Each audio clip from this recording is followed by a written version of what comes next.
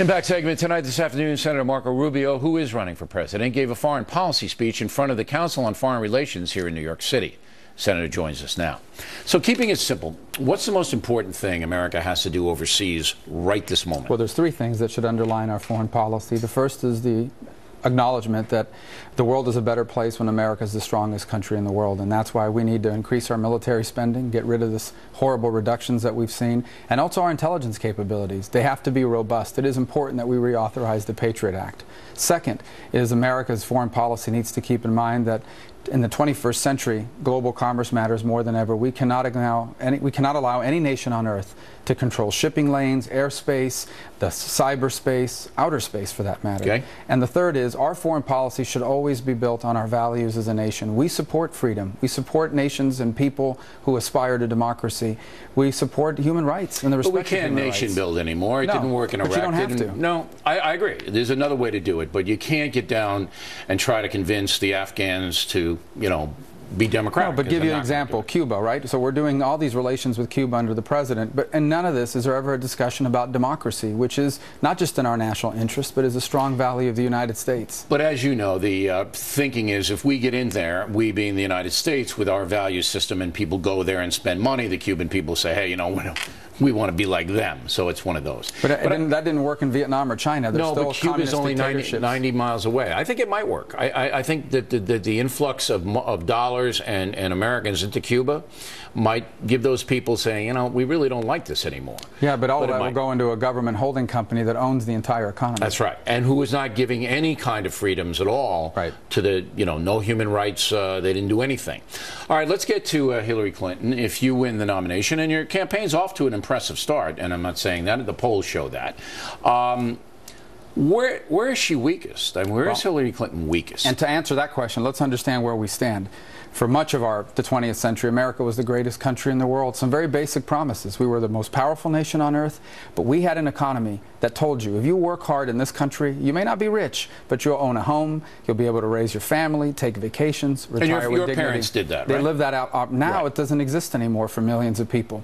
And everyone's wondering why. Why don't the old way of doing things work anymore? The answer is because the world, our economy and the world has rapidly transformed. We need transformational leadership that understands this new era. Those are all slogans, though. But Mrs. Clinton's going to say to you, if you're debating her, look, I'm going to have government programs. This is going to lift people up and stop this income inequality. I'm going to do this, all right? So is that a weakness for her to say that? But they're not, first of all, they're not slogans. It's what's happening in our country. And the proposals she's going to come forward with are the same tired left-of-center proposals that are failing us now. But Obama says, the president says, hey, I got us out of a depression.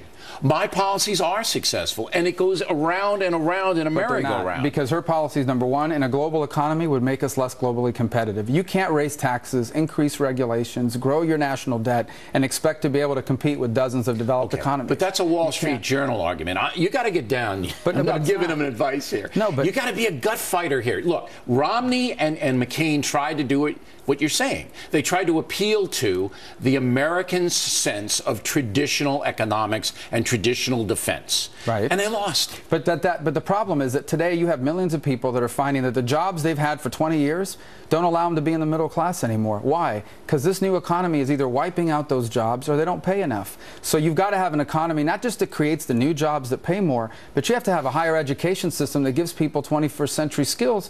And she wants to pour money into the same tired programs that don't give you those skills. But those tired programs are now supporting 50% of American households are getting some kinds of means tested, which is beyond Social Security and Medicare, money, and they don't want to give the money up. Well, so I don't necessarily. That's her constituency. I think the vast majority of Americans would prefer to have a better paying job, but they don't have the skills for that higher paying job, or America isn't creating enough of them because we're not globally competitive. Well, we have to unleash the free marketplace. But Hillary Clinton herself, all right? You going to attack her as being a dishonest woman? Are you going to do that? Well, I'll tell you what we can't afford. No. Are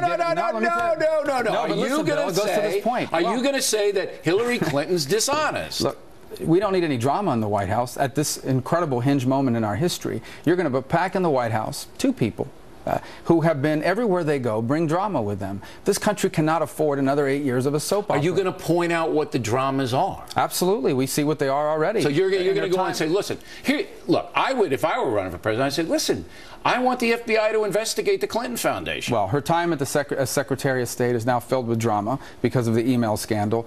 The foundation is filled with drama because of ties between the foundation and business deals. Do you want an FBI investigation into that? If it's appropriate. First of all, do you think it's appropriate? Well, we don't know enough about it yet. But how are we ever going to know if the FBI doesn't investigate? Well, ultimately, I think we are going to find out more about these cases. And in particular, well, you know, the House Oversight Committee is looking into the email problems, and from that, I think we'll know a lot more information. But the House looked at the IRS scandal and couldn't get to first base. And that's because the Justice Department doesn't want to move forward on it under this president. But the truth is that if this evidence were to come forward, it would compel them to act. But at the end of the day, Americans see it for what it is. They understand that we are in a time of extraordinary uncertainty about our future. What kind of country are we going to be? We cannot afford to have drama in the White House. All right. All right. It's fun. Is it fun so far for you? It has been. It's a lot of work. Yeah, it's a lot of work. And they're going to. If you start to become the front runner, you're going to get attacked. You're ready for that. Yeah, that happens all the time. You're going to be a sexist. You're going to be a racist. You're going to be whatever ist they can put on you. You know. Well, but you're always welcome here, and we appreciate you coming on in. Thank you. All right, directly ahead, the Clinton campaign working with another super PAC that some believe will attack Marco Rubio and everybody else. Then, inside the derailed Amtrak train, Martha McCallum has been investigating some very troubling allegations. Up ahead.